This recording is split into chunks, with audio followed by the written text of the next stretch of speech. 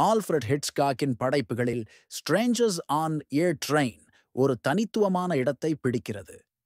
இது வெறும் ஒரு த்ரில்லர் மட்டுமல்ல, மனித மனதின் இருண்ட பக்கங்களை ஆராயும் ஒரு உளவியல் நாடகம்.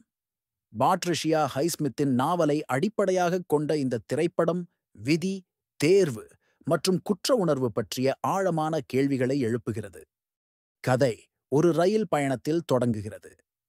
பிரபல டென்னிஸ் வீரர் கை ஹெய்ன்ஸ் தனது மனைவியான மிரியமை விவாகரத்து செய்துவிட்டு ஆன் மோர்டனை மணக்க விரும்புகிறார். அதே ரயிலில் புருனோ ஆண்டனி என்ற விசித்திரமான, வசீகரமான மனிதனை கை சந்திக்கிறார். புருனோ தனது தந்தையின் கட்டுப்பாட்டிலிருந்து விடுபட துடிக்கிறான். சாதாரண உரையாடலாகத் தொடங்கும் இது ஒரு திகிலூட்டும் யோசனையாக மாறுகிறது. புருனோ ஒரு குறுக்குவெட்டு கொலை திட்டத்தை முன்வைக்கிறான். நீங்கள் என் தந்தையை கொல்லுங்கள், நான் உங்கள் மனைவியை கொல்கிறேன். நோக்கமில்லை, தொடர்பு இல்லை, சரியான ஆலிபி என்று புருனோ கூறுகிறான். கை இதை ஒரு வேடிக்கையாகவே கருதி சிரிக்கிறான். ஆனால் புருனோ வேடிக்கை செய்யவில்லை. அவன் மிரியமை ஒரு பொழுதுபோக்கு பூங்காவிற்கு பின்தொடர்ந்து சென்று அவளை கொல்கிறான். பின்னர் அவன் கையை அணுகி ஒப்பந்தத்தின்படி தனது பங்கை நிறைவேற்றும்படி எதிர்பார்க்கிறான். கை அதிர்ச்சியடைந்து மறுக்கிறான். ஆனால் புருனோ கையை அச்சுறுத்தத் தொடங்குகிறான். கையை சிக்க வைக்கும் ஆதாரங்களை உருவாக்குகிறான். ஒரு முக்கியமான டென்னிஸ் போட்டிக்கு நடுவே கை தனது நிரபராதித்தனத்தை நிரூபிக்கவும் புருனோவை தடுக்கவும் போராடுகிறான். ஒரு திகிலூட்டும் உச்சக்கட்ட காட்சியில் ஒரு ராட்டினத்தில் புருனோ ஆதாரத்தை எடுக்க முயன்று இறக்கிறான். கை குற்றமற்றவன் என நிரூபிக்கப்படுகிறான். இந்த திரைப்படம் பல ஆழமான கருப்பொருட்களை ஆராய்கிறது. மனிதனின் இரட்டைத்தன்மை மற்றும் நன்மைக்கும் தீமைக்கும் இடையிலான போராட்டம் இதில் முக்கியமானது. கை மற்றும் புருனோ இருவரும் எதிரெதிர் துருவங்கள், ஆனால் ஒருவருக்கொருவர் பிரதிபலிப்புகள். புருனோ கையின் அடக்கப்பட்ட ஆசைகளின் இருண்ட பிரதிபலிப்பாக செயல்படுகிறான். கையின் மனைவி மீதான வெறுப்பு மற்றும் பொறுப்பிலிருந்து தப்பிக்கும் ஆசையை புருனோ பிரதிபலிக்கிறான். குற்ற உணர்வு என்பது ஒரு முக்கிய கருப்பொருள். கை கொலைக்கு சம்மதிக்கவில்லை என்றாலும் புருனோவின் செயல்களால் அவன் சிக்கிக் கொள்கிறான். மற்றவர்கள் நம் பெயரில் செய்யும் செயல்களுக்கு நாம் பொறுப்பா என்ற கேள்வியை படம் எழுப்புகிறது. விதிக்கும் தேர்வுக்கும் இடையிலான மோதலும் ஆராயப்படுகிறது. குறுக்குவெட்டு என்ற கருப்பொருள் தற்செயலான சந்திப்புகளை குறிக்கிறது. ஆனால் அது விதியின் விளைவுகளிலிருந்து தப்பிக்க முடியுமா என்பதையும் சவால் செய்கிறது. ஹிட்ச்காக்கின் படங்களில் அடிக்கடி வரும் ஒரு கருப்பொருள் நிரபராதி ஒரு சதிவலையில் சிக்கி தனது பெயரை காப்பாற்ற முயற்சிப்பது. இந்த திரைப்படத்திலும் அதுவே மையமாக உள்ளது. ஹிட்ச்காக் தனது திரைப்படங்களில் குறியீட்டு மற்றும் காட்சி கதை சொல்லலுக்கு பெயர் பெற்றவர். படத்தின் தொடக்கத்தில் ரயில் தண்டவாளங்கள் குறுக்கிடுவது இரண்டு வாழ்க்கையின் குறுக்குவெட்டை குறிக்கிறது. கண்ணாடிகளில் பிரதிபலிக்கும் காட்சிகள் மற்றும் ஒளிநிழல் பிரிவுகள் இரட்டைத்தன்மையை வலியுறுத்துகின்றன.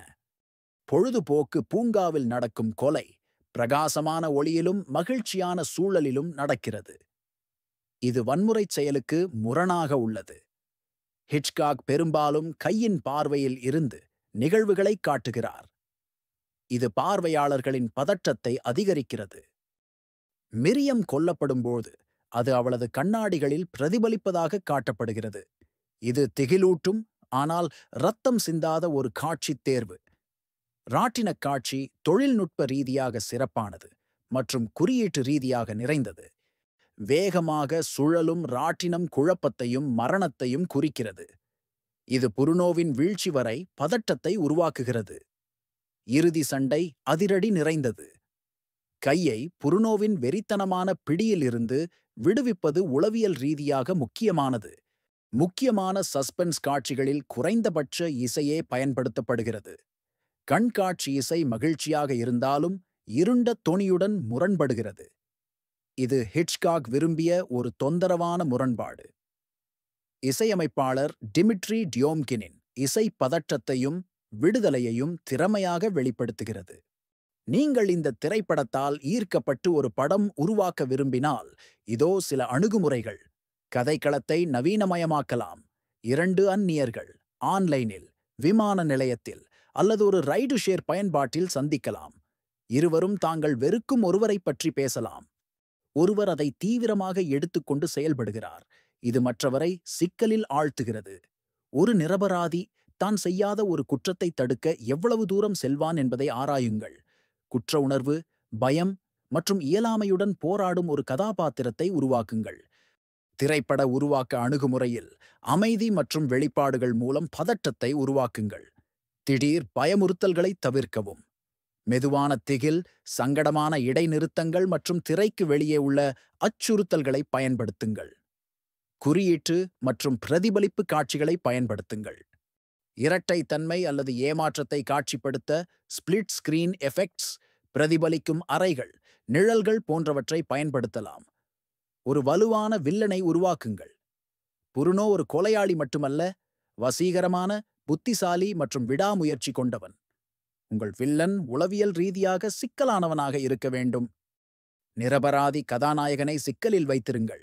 சட்டம், உறவுகள், ஊடகங்கள் போன்ற வெளிப்புற சக்திகளை பயன்படுத்தி உங்கள் முக்கிய கதாபாத்திரத்தை சிக்கலில் ஆழ்த்துங்கள். இது பதட்டத்தை அதிகரிக்கும். அமைப்பை நவீனமயமாக்குங்கள். விமான நிலையங்கள், கண்காணிப்பு கேமராக்கள், சமூக ஊடகங்கள் ஆகியவை கொலை சதி எப்படி வெளிப்படும் என்பதில் முக்கிய பங்கு வகிக்கலாம். ஸ்ட்ரேஞ்சர்ஸ் ஆன் எ ட்ரெயின் என்பது பரிந்துரை, கையாளுதல் மற்றும் தார்மீக தெளிவின்மை பற்றிய ஒரு ஆய்வு. ஒரு எளிய உரையாடலிலிருந்து ஹிட்ச்காக் எப்படி மிகப்பெரிய சஸ்பென்ஸை உருவாக்கினார் என்பதையும், ஒரு சிறிய தற்செயலான நிகழ்வு எப்படி திகிலாக மாற முடியும் என்பதையும் இது காட்டுகிறது. இது ஒரு உண்மையான சினிமா தலை சிறந்த படைப்பு.